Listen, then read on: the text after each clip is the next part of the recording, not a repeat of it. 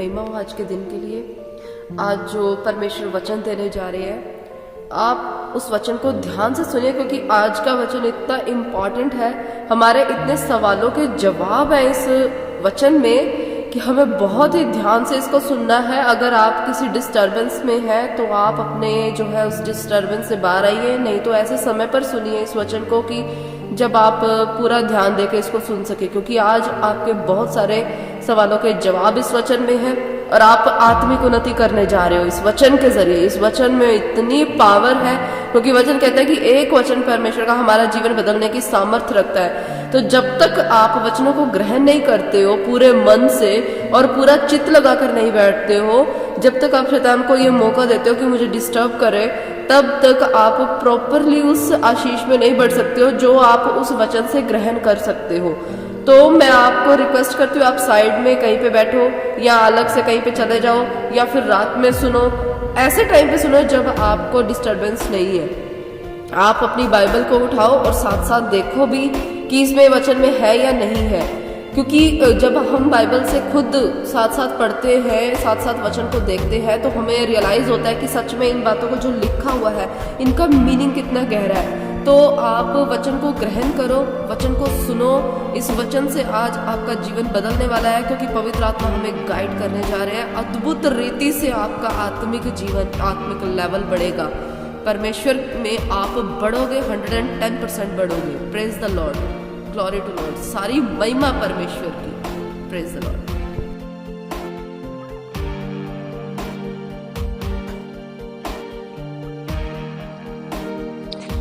Praise the Lord. धन्यवाद करते पिता परमेश्वर जी इस वचन के लिए। पवित्र आत्मा जी बोलने वाले आप ठहरे, समझाने वाले आप ठहरे पिता। इस वचन के जरिए पिता परमेश्वर जी सबका जीवन आज बदल चुका है प्रभु यीशु मसीह के नाम में। आमीन और फिर आमीन। धन्यवाद करते पिता इस दिन के लिए। परमेश्वर की महिमा हो। परमेश्वर के इस वचन के द्वारा आज आपका जीवन बदलने जा रहा है, तो वचन को ध्यान से सुनिए। ये वचन मैं पहले भी शेयर करती हूँ, लेकिन इस वचन को आप एक अलग तरीके से देखिए कि वचन जो है वो हर बार एक नई चीज हमारे सामने लाके रखता है। जिस चीज की हमें जरूरत होती है उसी चीज का जवाब हमें उसी वचन से मिलता है। शायद वो हमने 1000 बार पढ़ा हो। तो हम वचन निकालेंगे मत्ती 15 का 4000 लोगों को जहां पर यीशु खिलाते हैं, हम वो वचन निकालने वाले हैं। आप अपनी बाइबल को निकाल सकते हो, खोल सकते हो। पेज नंबर 26 है मत्ती का पेज नंबर 26 वचन है मत्ती का 15 का 32 से मैं पढ़ रही हूं। अब आप वचन सुनिए। वचन कहता है कि यीशु ने अपने चेलों को बुलाया और कहा, मुझे इस भीड़ पर तरस आता है, क्योंकि वे 3 दिन से मेरे साथ और उनके पास कुछ खाने को नहीं है। ठीक है, अब हम पहली लाइन में क्या पढ़ते हैं कि यीशु ने अपने चेलों को अपने पास बुलाया। जब यीशु के चेले उनके पास रहा करते थे, लेकिन उनसे पहले क्या किया था, यीशु ने इनको बुलाहट दी थी उनके साथ रहने के लिए। ठीक है, और इन्होंने रहना चुना और वो यीशु के साथ संगति हर रोज की उनकी बन गई कि उनके साथ रहते थे, उनके साथ खाते पीते उठते जागते सब जो है वो यीशु के साथ उनका हो गया।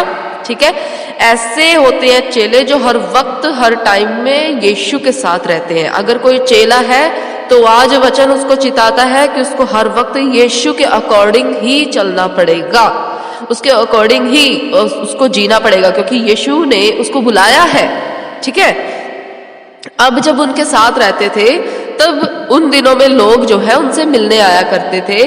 तब क्या हुआ, उस टाइम की जो है ये स्टोरी है और आपको ध्यान से सुनना है कि यीशु ने हमें क्या सिखाया है।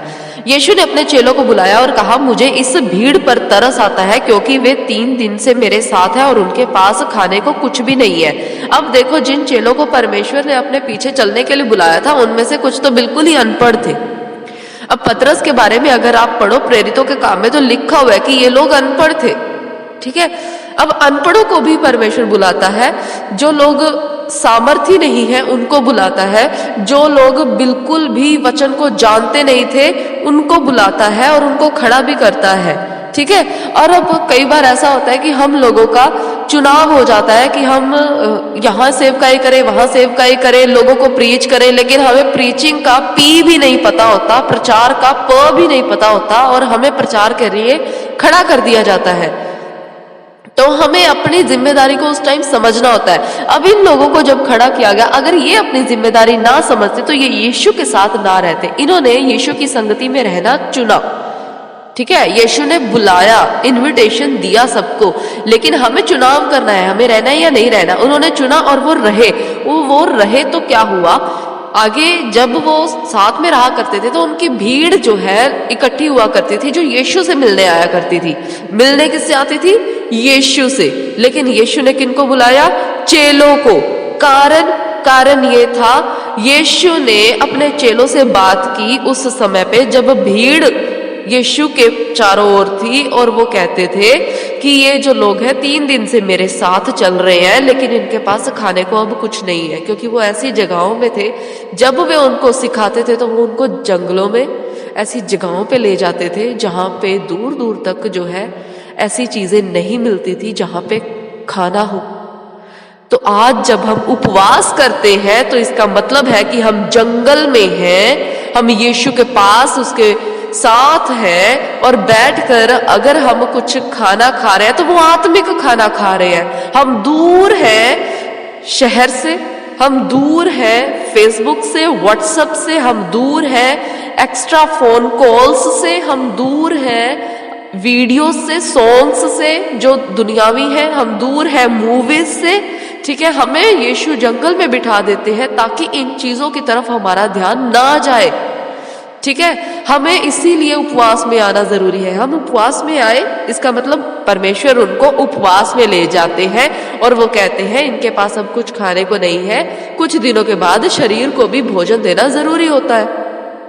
तो उन्होंने कहा इनको शारीरिक भोजन भी देना जरूरी है, क्योंकि अब ये खाने को नहीं है इनके पास, क्योंकि 3 दिन से ये लगातार मेरे पीछे चल रहे हैं। तो हम उपवासों में जब लगातार चल रहे होते हैं तो हमें भी विश्राम की जरूरत होती है। कुछ दिनों का उपवास किया, हमें विश्राम चाहिए, कुछ दिनों का फिर उपवास किया, हमें फिर विश्राम चाहिए। लेकिन उपवासों में हमें विश्राम नहीं करना होता है, उपवासों को उपवासों की तरह लेना होता है, ठीक है। उसमें हमें जंगल में ही बैठना होता है, ठीक है, यीशु के पास ही बैठना होता है। वहां जहां चेले हो हमें उन्हीं की संगति में रहना होता है।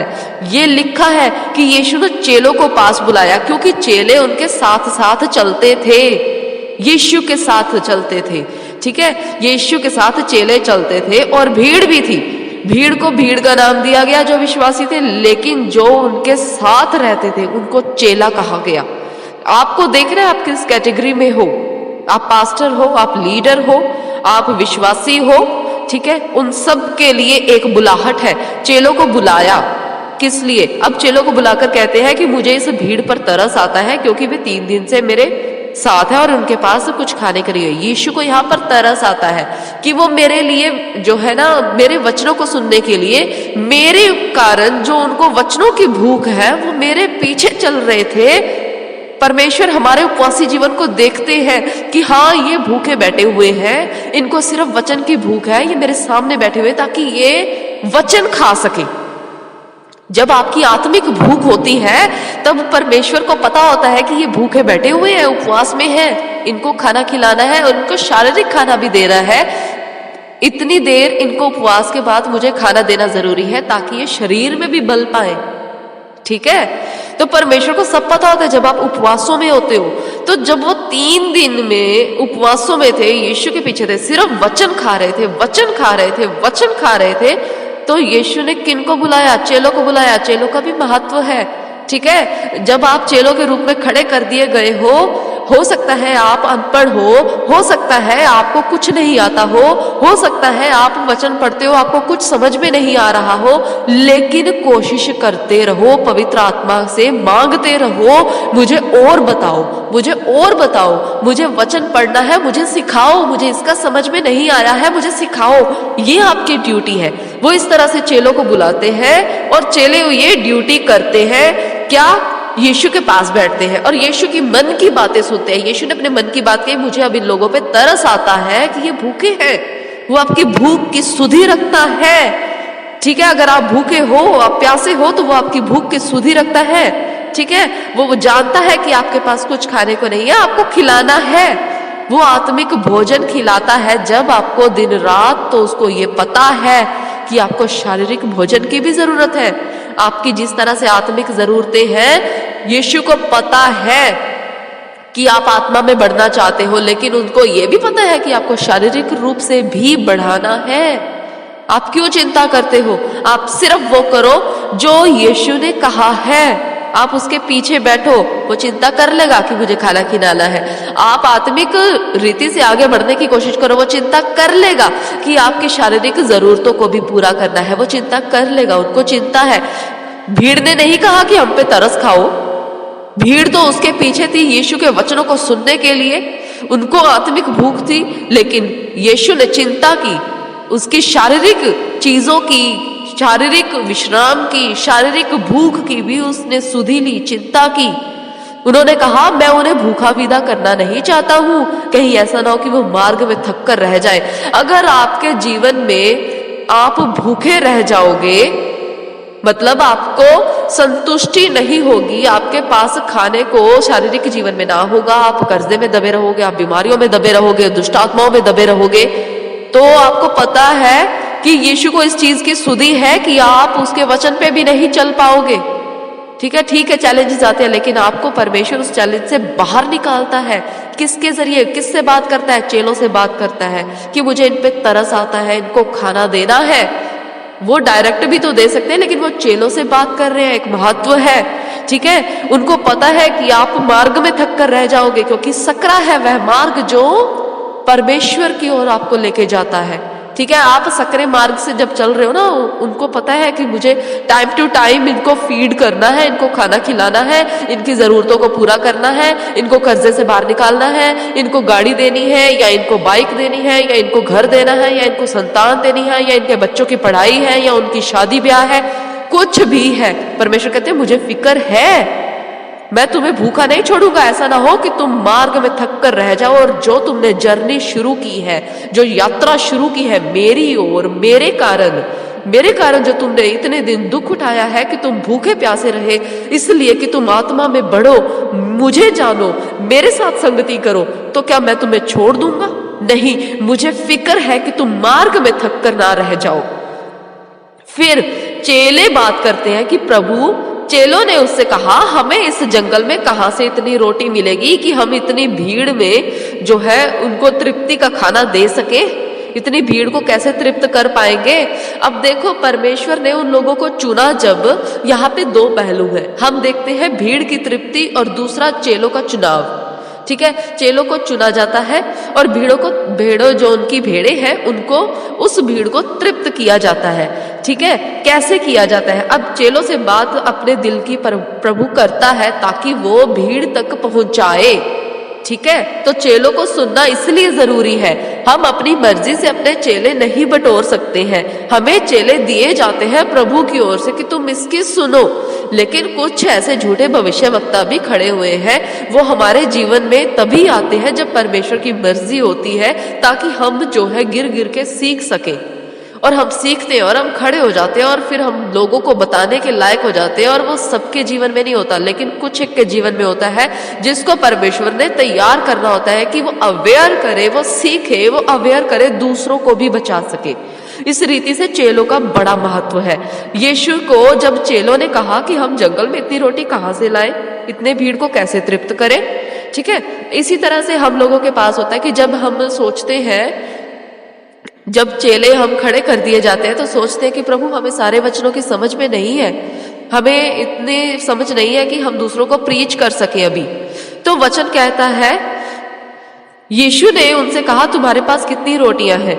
उन्होंने कहा 7, और थोड़ी सी छोटी मछलियां हैं। उन्होंने कहा, जितना तुम्हारे पास है ना, उसको लेकर तुम मेरे पास आओ। अब जितना ज्ञान आपने सुना है ना, या इतना सुना हो कि यीशु हमें बचाने आया है, वो हमारे लिए क्रूस पे चढ़ गया है, चाहे जितना भी आपको पता है ना, यीशु चाहते हैं कि आप उनके पास उतना ही ज्ञान लेकर बैठो। बैठो, संगति करो यीशु के साथ। हम परिवार में संगति करते हैं लेकिन भूल जाते हैं कि अकेले में यीशु के साथ भी संगति करनी है। वो मस्ट है, जरूरी है, बहुत जरूरी है, आपको बैठना है। तब यीशु कहते हैं मेरे पास बैठो, आप मेरे पास बैठो थोड़ी देर, ठीक है। आपको 1 घंटा, 2 घंटा, 4 घंटे टाइम लिमिट को हर दिन आपको बढ़ाना है। 10-10 मिनट करके बढ़ाओ बेशक, लेकिन बढ़ाओ। आपको जब बैठना है तब यीशु ने कहा मैं आपको रोटी दूंगा, ठीक है। तो यीशु ने कहा तुम मेरे पास आओ। जब वो उसके पास लेकर जाते हैं तब क्या होता है, तब उसने लोगों को कहा कि भूमि पर बिठा दो। उन्होंने चेलों को कहा कि तुम इसको भूमि पर बिठाओ। उन्होंने 7 रोटी और मछलियों को लिया और धन्यवाद करके तोड़ा और चेलों को देता गया और चेले लोगों को देते गए। अब जब चेलों को कहा है यीशु ने कि मेरे पास बैठो, तो चेलों को विश्वासियों से ज्यादा दिया जाता है ताकि वो लोगों में बांट सके, ठीक है। अब यहाँ पे हमारे बहुत सारे क्वेश्चंस के आंसर मिलने वाले हैं। अब देखो यीशु ने कहा मेरे पास बैठो। हम जब उनके पास बैठेंगे तो पास्टर्स आप सुन लो, जब आप यीशु के पास बैठोगे, चाहे आपका छोटा ज्ञान है, यीशु ने कहा मैं उसे बढ़ा दूंगा और मैं तुमसे कहूंगा कि लोगों को बिठा दो और मैं तुम्हें रोटी दूंगा और तुम उनको देते जाओ। ऐसा ही हुआ वचन में। यीशु ने क्या किया, उनको कहा लोगों को भूमि पर बैठा दो, ठीक है। जैसा यीशु की आज्ञा आई वैसा आज्ञा के अनुसार उन्होंने किया। जब तक आज्ञा ना आए आपको स्टे करना है, आपको रुकना है, आज्ञा की वेट करनी है। जिस तरह से यीशु कहेंगे आपको वैसे करना है। तब तक आपको उपवासों प्रार्थनाओं में रहना है, प्रभु आपसे बात करेंगे। तब यीशु ने उन रोटियों और मछलियों को लिया और धन्यवाद करके प्रार्थना करके तोड़ा और चेलों को देता गया। किसको देता गया? चेलों को देता गया। यीशु अपने वचन चेलों में देते हैं। जितना भी आपका ज्ञान है, चेलो यीशु के पास बैठो, वो आपको देंगे। हर सवाल का जवाब आपके पास नहीं होगा। लोगों के किसी भी सवाल कोई ऐसे हो सकते हैं आपके पास जवाब ना हो, क्योंकि आप चेले हो, यीशु नहीं हो। यीशु आप में है। यीशु आपको रोटी तब देते हैं जब आप उनके पास बैठते हो। अब इसीलिए कह रहे हैं कि उनके पास आओ। चेलों को बुलाया गया, आओ रोटी खाओ, पहले तुम खाओ, पहले तुम लो और तुम दूसरों को दो। खाओ नहीं, इट मीन्स कि तुम लो, तुम्हारे अंदर मैं उस चीज को बसा देता हूं, आंतड़ियों में भर देता हूं, तुम दूसरों को जाके बांट दो, ठीक है। तब यीशु ने आपको जो दिया है ना, वो दूसरों को बांटने के लिए दिया है। इस पर ध्यान देना, खाने के लिए नहीं दिया था पहले, उसने उसको दिया कि तुम दूसरों को बांट दो, ठीक है। आपको सब्र करना होता है कि आपके अगर जीवन में कुछ काम नहीं हो रहे हैं, आपके जरिए दूसरों के जीवन में काम हो रहे हैं, तो याद रखो यीशु ने आपको रोटियां दी हैं, बांट दो। It's okay. आपके जीवन में अगर आपको कोई चमत्कार नहीं दिख रहा, पास्टर्स, अगर आपके जीवन में कोई लीडर्स, आपके जीवन में कोई चमत्कार नहीं है अभी, तो कोई बात नहीं, वो आपको रोटियां मिल रही हैं, आप बांट दो, आप बांटे जाओ, आप बांटे जाओ। आपके पास हर एक सवाल का जवाब नहीं होगा जब तक कि आप परमेश्वर के पास नहीं बैठोगे। आप यीशु के पास बैठोगे, उसकी संगति में बैठोगे, अपनी प्रार्थनाओं को बढ़ाओगे, वो आपको रोटियां देगा ताकि आप लोगों में बांटो, क्योंकि वो आपसे अपने दिल की बात करता है कि मुझे इन लोगों पे तरस आता है। वो उन्होंने भीड़ को नहीं कहा कि मुझे तुम लोगों पे तरस आ रहा है, उन्होंने चेलों को बुलाया और कहा मुझे इन लोगों पे तरस आ रहा है, अब तुम जाओ और तुम करो, ठीक है। अब ये था चेलों के लिए। चेलों ने क्या किया, उनको दिया खाने को, और सब लिखा हुआ है आगे 37 वर्ष में कि सब खाकर तृप्त हो गए और चेलों ने बचे हुए टुकड़ों से भरे हुए 7 टोकरे भी उठाए, ठीक है, ठीक है। अब इन लोगों के पास कुछ नहीं था। देखो, इन लोगों के पास कुछ नहीं था। आपके पास नॉलेज कुछ ना हो वचन की, लेकिन आपको खड़ा कर दिया गया और आपने जिम्मेदारी को समझा और आपने समझा कि मुझे अपनी इस सेवकाई को बढ़ाना है, मुझे पॉलिश होना है, मुझे अपने काम को भी पॉलिश करना है, चमकाना है, तो आप मेहनत करोगे। याद रखो, आप आज्ञाओं को मानोगे तब। अगर आप नहीं मानोगे तो ये ऐसे काम आपके जीवन में नहीं होने वाले। अगर आप आज्ञाओं को मानोगे तो ये सब कुछ होगा, ठीक है। आपके हाथों से टुकड़े, ठीक है, जो आप नहीं ला सकते थे कहीं से, आप सिर्फ यीशु की संगति में बैठे हो, वो टुकड़े आपको दिए जाएंगे यीशु की ओर से, आप लोगों में बांट दोगे, ठीक है। कई बार लोग कहते हैं कि पास्टर की जिंदगी तो हमने बदली हुई देखी नहीं है, वो तो ऐसे ही पुराने कपड़ों में रहता है, वही 2 कपड़ों में रहता है, या फिर उसके पास तो साइकिल है। अरे भाई, वो चेले हैं, वो यीशु के पास बैठते हैं, वो सब कुछ दे सकता है उनको, लेकिन एक समय तक वो उनको टुकड़े देता है कि वो तुम्हें बांट दे। पर याद रखना, वही चेले होते हैं जिन्होंने टोकरे भर भर के उनके उठाए होते हैं और वो उन पे उनका अधिकार होता है। आप कैसे कह सकते हो चेलों के पास कुछ नहीं रहता? पहले वो कहता है कि तुम्हें मैं जो दूं वो बांट दो, वो बांटे जाओ। अगर तुम नहीं बांटोगे तो जितना तुम्हारे पास आया होगा ना, एक के हिस्से में जितना सबको दिया है उतना ही मिलेगा।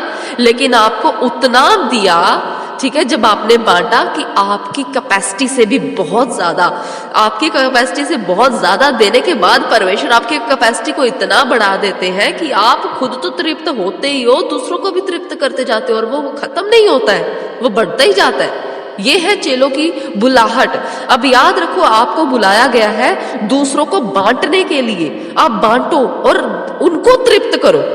आप ये मत सोचो कि मेरे पास नहीं है, मुझे नॉलेज नहीं है, मैं पढ़ता हूं, मुझे समझ में नहीं आती है। यीशु ने कुछ नहीं कहा कि अपना दिमाग लगाओ, अपनी मेहनत लगाओ, अपने दिमाग की मेहनत लगाओ। उन्होंने कहा सिर्फ मेरे पास आकर बैठो, हालेलुया में प्रार्थना करो, वचन में प्रार्थना करो, वचन में बने रहो, तो ये रोटियां आपके पास आएंगी। और वो रोटियां आपको बस देनी है। ये मत सोचो कि मेरे जीवन में रोटियां नहीं है, मैं तृप्त नहीं हो रहा हूं, मेरे शारीरिक जो काम है वो नहीं हो रहे हैं, मत सोचो। ये जो भरी हुई टोकरियां है ना, भंडारीपन आप ही को सौंपा गया है। याद रखना इस बात को, भंडारीपन आपको सौंपा गया है। प्रभु अद्भुत है, अद्भुत है, अद्भुत है। आज का वचन अद्भुत है, ठीक है। अब मैं फिर से वचन को पढ़ने वाली हूं, ध्यान से सुनना। वचन कहता है, यीशु ने अपने चेलों को बुलाया और कहा मुझे इस भीड़ पर तरस आता है। देखो, भीड़ अगर वचनों को खाने के लिए यीशु के पीछे थी तो उसको तरस आता है, उसको हर चीज का ध्यान है आपकी। मैं फिर से याद करवा दूं, उसको ध्यान है। अगर आपकी आज ये सिचुएशन चल रही है ना, जिसमें आप रो रहे हो, कलप रहे हो कि मेरी जो है सिचुएशन नहीं बदल रही है, मैं गुस्से में रहता हूँ, मैं अपने स्वभाव को नहीं बदल पा रहा हूँ, मैं झूठ बोलना छोड़ना चाहता हूँ, नहीं बदल पा रहा हूँ, कोई ड्रिंक है, कोई गंदी आदत है, मैं छोड़ना चाहता हूँ, नहीं छूट रही है, याद रखो उसको सुधि है। बस आपको क्या करना है, उसके पीछे बैठना है। हम बैठते ही तो नहीं है, हम बैठते ही तो नहीं है। उन्होंने कहा 3 दिन से ये लोग मेरे साथ हैं। आपको संगति करनी है लोगों के साथ नहीं, यीशु के साथ। आप वो जीवन नहीं जी सकते हो जो दूसरी दुनिया जीती है। आपको छोड़नी पड़ेगी मूवीज, आपको छोड़नी पड़ेंगी सॉन्ग्स, ये जो दुनियावी है आपको छोड़ने पड़ेंगे वो सारे काम, आपको ये सब छोड़ना पड़ेगा। और यीशु का वचन आगे कहता है वो आपको भूखा नहीं देख सकते हैं, ठीक है, वो आपको देना चाहते हैं, लेकिन लेने के लिए आपको चेलों के हाथों से लेना पड़ेगा, आपको ग्रहण करना पड़ेगा। अगर आप चेले को ग्रहण नहीं करोगे तो आप भूखे रह जाओगे। ये वचन कहता है, मैं नहीं कहती हूँ। वचन कहता है उन्होंने चेलों को दिया और चेलों ने आगे लोगों में बांटा। तो चेले बांटने वाले हैं भाई, आप उनसे ले लो जो वो दे रहे हैं, वो अपनी ओर से नहीं दे रहे हैं, वो यीशु दे रहा है आपको, वो यीशु बांट रहा है। और खा लो उसको, तृप्त हो जाओ, आप तृप्त हो जाओगे। और अगुवे पे भरोसा रखो कि वो आपको तृप्त करेगा, ठीक है। वो चोरी करके आपका खाना अपनी पॉकेट में नहीं डालेगा, वो यीशु की आज्ञा में रहना उसने सीखा है। जो तो बिल्कुल लॉयल हो गए, ईमानदार हो गए, तो याद रखना जब आप उनसे रेगुलर खाओगे ना खाना तो कभी भी आपको कमी नहीं होगी। लेकिन अगर आप चेलों को, मुझे इस चेले से नहीं लेना, मुझे उस चेले से नहीं लेना, अगर ऐसा करोगे तो याद रखना आप भूखे रह जाओगे। अगर उस भीड़ के लोगों ने भी ऐसा किया होता ना तो आपको पता है वो भूखे रहे होते। मुझे इस चेले के हाथ से नहीं लेना, मुझे यीशु के हाथ से लेना है। अगर वो यीशु की ओर दौड़ते ना, यीशु ने उनसे सीधा कहना था, मैंने चेलों को भेजा है, उनसे खाओ, भेजा है, तुम्हारे लिए भेजा है, खाओ। इसीलिए मैं पहले भी कहती हूँ कि जनता बहुत सियानी बनती है। वो कहती है कि चेलों से लेने की जरूरत नहीं है, हम इनको ग्रहण नहीं कर सकते हैं, ये उम्र में छोटा है। आपको पता है उम्र के हिसाब से कभी भी अभिषेक नहीं आता है, चुनने के हिसाब से आता है। कुछ लोग गर्भ से चुने इसलिए होते हैं कि वो जन्म से जब बोलने लगे तभी से यीशु यीशु करने लगे और प्रचार करने लगे। आपको पता है ऐसे लोग जो अनॉइंटेड है, जो अभिषिक्त है, वो दाऊद की तरह, वो शिमशोन की तरह, ठीक है, वो जो हमारा नबी रहा है शमूएल, ठीक है, जो हमारे पतरस और ये जो सारे चेले रहे हैं पौलुस, इन सब के जीवन में एक एक मकसद था। किसी भी उम्र में वो आए हैं, वो बहुत छोटी छोटी उम्र में भी आए, बहुत बड़ी उम्र में भी आए, लेकिन याद रखो मूसा जैसे भी थे जो पैदा होते ही माँ से अलग कर दिए गए थे ताकि परमेश्वर की योजना को पूरी करे। अरे आप नहीं समझ पाते हो, परमेश्वर ने हर एक चेले को अलग रीति से चुना है। किसी को भविष्यवक्ता, किसी को उपदेशक, शिक्षक, किसी भी रीति से उसको चुना है। आपके ऊपर अगर उसको खड़ा किया गया है तो एक मकसद है। अगर गलत भी आपको अगुआ दिया गया है ना, तो भी आज्ञा पालन सिखाता है परमेश्वर कि तुम्हें उसकी आज्ञा पालन करनी है। आपको पता है आज्ञा पालना हमें इसी रीति से सिखाया जाता है। अगर वो गलत है तो भी आज्ञा मानो, क्योंकि आज्ञा मानना सीखना पड़ेगा। अगर वो बाइबल से बाहर कुछ कहता है तो बेशक ना मानो, लेकिन अगर वो कहता है खड़े रहो तो खड़े रहो, वो कहता है बैठो तो बैठो, आप उसकी आज्ञा मानो, क्योंकि परमेश्वर ने उसको भेजा है। परमेश्वर ने उसको रोटी दी है तुम्हें खिलाने के लिए। अगर वो आपको बिठा देता है ना कि अभी बैठो, चुप करके बैठो, मैं खाना दूंगा, तो चुप करके बैठो, खाना खाओ।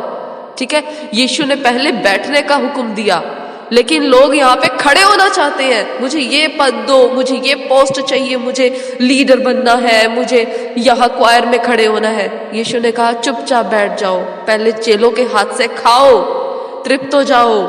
ठीक है, जो योजना होगी प्रभु की आपके जीवन में वो पूरी करेगा। हालेलुया। यीशु ने रोटियां एक बच्चे से क्यों ली? ठीक है, वो देखो एक बच्चा था, वो डेडिकेटेड था परमेश्वर को, उसने छुपाई नहीं है कि प्रभु मेरे पास है लेकिन ये मेरे लिए मैं आपको दे दूंगा, तो बाकी सब जो है कैसे खा पाएंगे, मैं अपना पेट तो भर लूं। इसी रीति से यहाँ पे परमेश्वर ने कहा है ये नेचर रखो बच्चे का, जो आपके पास है वो दे दो, प्रभु के सामने सौंप दो। कई बार हम सोचते हैं कि मैं दान कहाँ से दूं, मेरे पास तो यही है सिर्फ। उसने दे दिया, लेकिन उसके देने की वजह से 5,000 लोग, 4,000 लोग तृप्त हुए। ठीक है, औरतें बच्चे तो काउंट ही नहीं किए हुए हैं। 5,000 10,000 पता नहीं वो कितने थे, 4,000 तो काउंट किए हुए हैं लोग, जो मेल थे, पुरुष थे। अरे बच्चे जैसा नेचर रखो। अगर आप उपवासों में हो तो मैं आपसे कहना चाहती हूँ, अपने कपड़े निकालो, खाने का राशन निकालो, जाओ लोगों को दे के आओ। जिसके पास सब कुछ है उसको नहीं, जिसके पास नहीं है उसको दे के आओ। सर्दियां हैं, निकलो सड़कों पे, देखो कितने लोग हैं, उनकी जितनी आप हेल्प कर सकते हो करो। शो ऑफ मत करना, ठीक है, शो ऑफ मत करना, भलाई करना, दिखावा मत करना, उसका प्रतिफल नहीं मिलने वाला है। मेन मकसद है परमेश्वर को आपको बुलाने का, चेलो जाओ, भीड़ पे तरस आ रहा है यीशु को, काम करो। और भीड़ ये मत सोचो कि आप उपवासों में हो, प्रार्थनाओं में हो तो परमेश्वर आपकी सुधि नहीं रखता। वो कहता है मैं ऐसा नहीं देख सकता कि तुम भूखे रह जाओ और तुम चक्कर खा के गिर जाओ, तुम बीमार हो जाओ। नहीं, वो नहीं चाहता है आपके जीवन में बीमारी।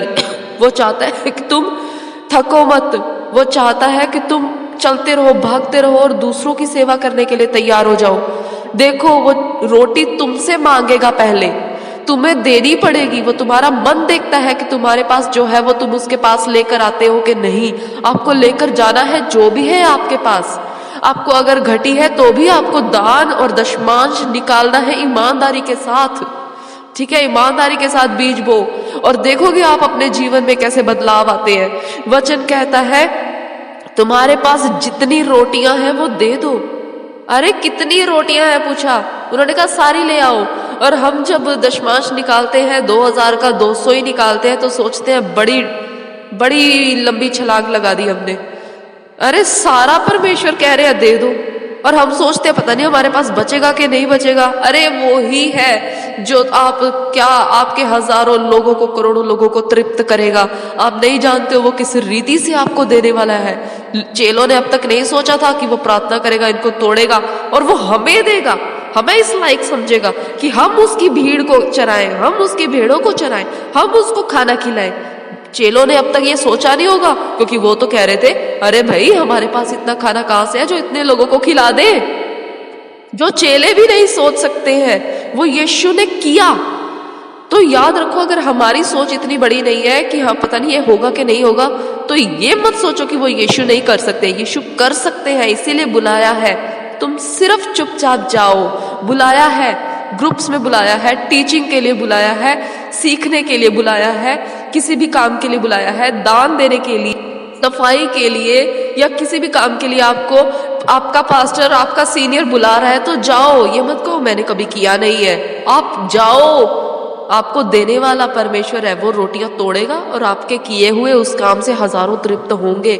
जाओ सफाई करो, जाओ काम करो, जाओ प्रार्थनाएं करो, अरे करो, जाओ दान दो, बड़े से बड़ा दान दो, बड़े दान दो, बड़े दान दो, ठीक है, छोटे नहीं बड़े दान दो।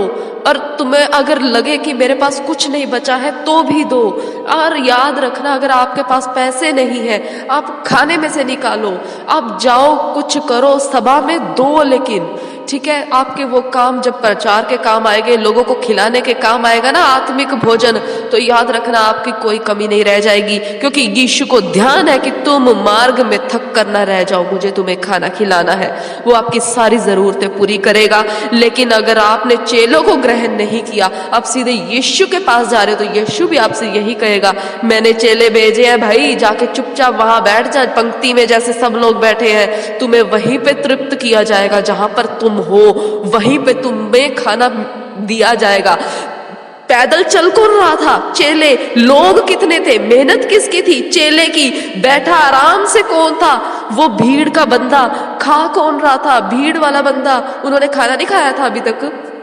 जो उसके चेले थे वो मेहनत कर रहे थे, वो भाग रहे थे, वो आपसे ज्यादा भूखे रहते हैं, वो आपसे ज्यादा मेहनत करते हैं, वो आपसे ज्यादा प्रार्थनाओं में रहते हैं कि परमेश्वर जिनको मैं खाना खिलाने जा रहा हूँ, मुझे चलने की भी जो है हिम्मत चाहिए, मुझे इनके पास पहुंचने के लिए भी हिम्मत चाहिए। अगर वो टूटे रहेंगे, अगर वो बीमार रहेंगे तो वो नहीं चल पाएंगे। यीशु उनकी भी सुधि रखते हैं, चेलों की भी, ठीक है। तो आप हिम्मत मत हारो, चलते चलो, चलते चलो, चलते चलो। परमेश्वर आपको बढ़ाने जा रहा है। आज इस वचन के जरिए आप 4,000 नहीं 4 करोड़ को खिलाओगे, आप 40 करोड़ को खिलाओगे, लेकिन आप देने वाले बनो, ठीक है। जब आप दोगे, जब आप परमेश्वर के राज्य में बोओगे, आपको कोई घटी ना होगी।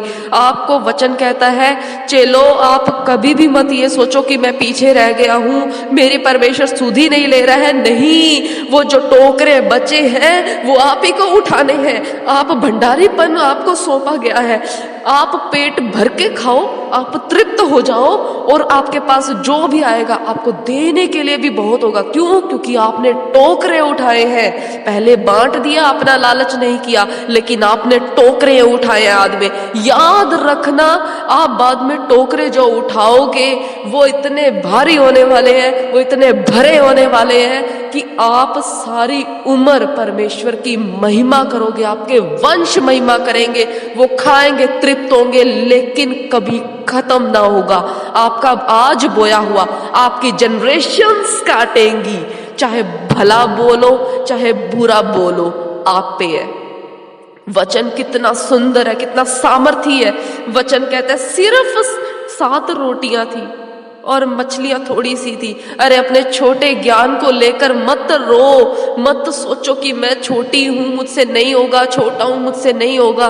परमेश्वर की प्रेजेंस में बैठो, बैठो उपवासों में, बैठो प्रार्थनाओं में। और उपवासों में ये मत सोचो कि टाइम हो गया, मुझे खाना खाना है, खाना खाना है। उपवासों को अगर आप करो तो दृढ़ता से करो, दृढ़ता से करो। हिम्मत परमेश्वर देगा, हिम्मत परमेश्वर देगा। बीमार हो तो भी करो, कुछ समय के लिए करो, कुछ घंटों के लिए करो, लेकिन करो। प्रेग्नेंट हो तो कुछ घंटों के लिए करो, करो। मैं प्रेगनेंसी में किया करती थी, मैं कहती थी मैं और मेरा बच्चा दोनों उपवास करेंगे, क्योंकि मुझे वो चाहिए जो परमेश्वर की ओर से है। परमेश्वर के लिए करो, परमेश्वर के साथ बैठो। अरे फैमिली में संगति करते हो अलग बात है, सभा में आते हो उसकी अलग आशीष है, आप देह को पूरा करते हो। लेकिन जब आप अकेले परमेश्वर के साथ बैठते हो ना, वो आपको वो रोटियां तोड़ तोड़ के देता है, वो देता है ताकि आप दूसरों को दे सको। पहले दूसरों को देनी है। आपको खाने के लिए तो टोकरे मिल ही जाएंगे, टेंशन मत लो। अगर आज आपके जीवन में आपको लगता है ना मैं खाना नहीं खा रहा हूं, मैं तो तृप्त हो नहीं रहा हूं, मुझे भागना पड़ रहा है, मेहनत करनी पड़ रही है, लेकिन मेरे काम नहीं हो रहे हैं, फिक्र मत करो। मैं आज आपको मोटिवेट करती हूँ, वचन आपको मोटिवेट करता है, वचन आपको हिम्मत दे रहा है। याद रखना, आप टोकरे उठाने वाले हो, आप टोकरे उठाने वाले हो। मैं आप सबके लिए प्रार्थना करती हूँ कि आज इस वचन के जरिए आपका जीवन बदल चुका है, बदल चुका है, बदल चुका है, बदल चुका है, बदल चुका है। हर भीड़ जो यीशु के पीछे थी, हर चेला जिसने परमेश्वर का कहना माना और पूरी आज्ञा पालन किया, आज आपका जीवन बदल चुका है। कोई बीमारी थी, कोई दुष्ट आत्मा थी, कुछ भी था, कोई निराशा थी, कोई दुर्बलता थी, कोई सुसाइडल जो है थॉट्स थे, आपके सोच थी कि मैं मर जाऊं, मैं इस जीवन से उकता गया हूं, या आपके पति पत्नी के बीच में झगड़े थे, या बच्चों के साथ झगड़े थे, या सास ससुर की तरफ से झगड़े थे, किसी भी तरह के झगड़े थे, भाई बहन के झगड़े थे, जो दुष्ट आत्माओं ने आपको जकड़ रखा था, या उनके अटैक हो रहे थे, सपनों में परेशान कर रही थी, या आपके बच्चे चिड़चिड़े हो चुके हैं, गलत हो चुके हैं, मैं आज आपको बता रही हूं कि वचन की प्रेजेंस में बैठो और अभी बंधन आपके खत्म है यीशु के नाम में। मैं प्रार्थना करती हूँ कि जीवन बदल चुके हैं यीशु के नाम में। और जो वचन बांटने वाला है, याद रखो, आप टोकरियां उठाओगे तो सारे चेले बनो। भीड़ में मत बैठे रहो कि खा लिया और तृप्त हो गया और अब खड़े हो जाओ, अब चेले बनो। आपकी भी यही ड्यूटी है कि दूसरों को बांटो। मत बैठे रहो शांत, मत बैठे रहो यूजलेस बन के। वो बीज बनो जो करोड़ों के काम आए। हालेलुया। हर बीज जिसने फसल देनी है उसको भूमि में रहना पड़ता है, उसको खुद पहले फटना पड़ता है, उसके अंदर से तभी वो निकलता है जो लोगों को तृप्त करे। याद रखो, भूमि में बंद हो जाने का मतलब है संसार से अलग हो जाना है, मर जाना संसार के लिए, संसार के कामों के लिए, संसार की चीजों के लिए। इसका मतलब है कि आपको परमेश्वर के साथ समय बिताना पड़ेगा।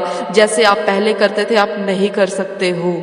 आपको ज्यादा से ज्यादा समय परमेश्वर को देना है, लेकिन अपनी फैमिली की पूरी केयर करनी है। वचन कहता है जो अपनी फैमिली की केयर नहीं कर सकता, जो उसको अपने अधीन नहीं रख सकता, जो खुद नम्र नहीं हो सकता, जो खुद टूटना और फिर गिरना और फिर उठना नहीं सीख सकता, वो कभी भी दूसरों को नहीं सिखा सकता। उसको निपुण होना पड़ेगा, और निपुण होने के लिए आपको डिग्रियों की जरूरत नहीं है। आपको सिर्फ और सिर्फ परमेश्वर की संगति में ज्यादा से ज्यादा बैठना है, ज्यादा से ज्यादा बाइबल पढ़नी है। समझ आए ना आए, पवित्र आत्मा को बोलो, पवित्र आत्मा जी मुझे पता है आप मेरे अंदर हो, आप मुझे समझाने वाले ठहरे।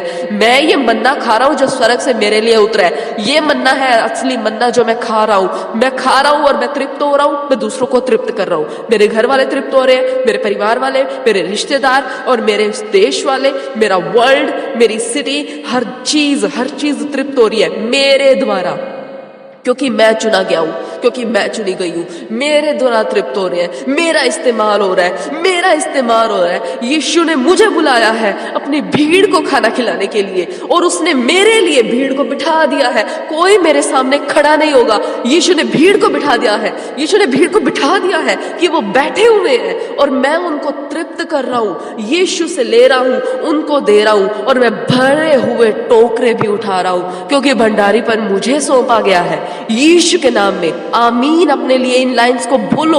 और मैं प्रार्थना करती हूँ आज आप बिल्कुल भी वैसे नहीं हो जैसे आपने इस प्रार्थना को सुनने से पहले अपने जीवन को महसूस किया था। आज आप बदल गए हो, आपका जीवन बदल गया है, आपका परिवार, बड़े बड़ी गवाहियां आपके जीवन का हिस्सा है यीशु मसीह के नाम में। लेकिन उससे पहले जंगल आपके जीवन का हिस्सा है। आपको जंगल में बैठना पड़ेगा यीशु के साथ। जंगल में फैसिलिटीज नहीं होती, ठीक है। जंगल में आपको फेसबुक नहीं मिलेगा, जंगल में आपको फोन नहीं मिलेगा, जंगल में आपको सिर्फ और सिर्फ यीशु दिखेंगे और सिर्फ प्रेयर्स दिखेंगी। वो जंगल हमारी वो सिचुएशंस है जब हमें दुख होता है, हमें अनुशासन में रहना पड़ता है, अनुशासन की छड़ी पड़ती है, हमें डिसिप्लिन की छड़ी पड़ती है। जब हमें तो परमेश्वर की याद आती है तो परमेश्वर के साथ बैठना पड़ेगा। हालेलुया। परमेश्वर आज आपको बहुत आशीषित कर चुके हैं और हर मिनट में वो आपको आशीषित करेंगे, हर क्षण में, हर घंटे में आपको अनुग्रह में बढ़ाते जाएंगे। प्रभु की महिमा हो इस वचन के द्वारा। Praise the Lord. Hallelujah. Praise the Lord, praise the Lord, praise the Lord. परमेश्वर की महिमा हो, परमेश्वर की महिमा हो। आमीन, आमीन। धन्यवाद परमेश्वर सबके बंधनों को खत्म करने के लिए। सब अपना जीवन आज आपको पूरी रीति से दे चुके हैं यीशु मसीह के नाम में। आमीन। आप रूल कीजिए पिता इनके जीवन पे, इन जीसस नेम। आमीन, आमीन। हालेलुया।